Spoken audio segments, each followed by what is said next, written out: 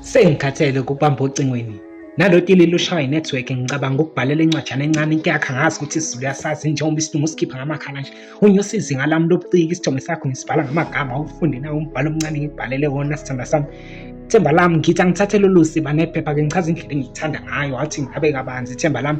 Uyazi ufike ngiseyimpumputhe endlini zothando, wena ufika ngikhanyisela ngesibani sakhe sinobubele. Phela wona uletha ukukhanya kuyami inhliziyo ibiyagidumuza oswini lokungibheyabheya ngothando wami. Ngiyazibuza-ke ngithi ngabe uyena ngempela nothando wami, ngoba abaningi abasalufuni uthando lweqiniso. Umqumbi weqile phela singafika indawo nabo kusekude phambili, abalufuni ngempela uthando lweqiniso. Mina ngifuna umuntu esosha amagida sibhekane naye.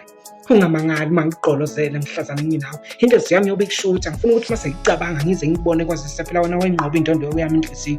Yebo sisagcina samukela ukuthi uthanda amasifuna eqine kufanele lapho kube namaphutha, kodwa ukuchitha nokungathembeki akazi kwaba yiphutha ngoba umuntu wenzisa ukunganeliseki uthando uyasweniwe lo umvele enqama. Nesizulu siyasho sithi ubuhlungu besicathulo buzwakala onyaweni, kanjalo nobuhlungu bothando buzwakala enhliziyo. Mina ngifuna umuntu ozongithanda kule nyathelo uthando samisane kule ntende isandla sami. Ngifuna ngibethe nje indimi lishiyo mfowethu sithando sami.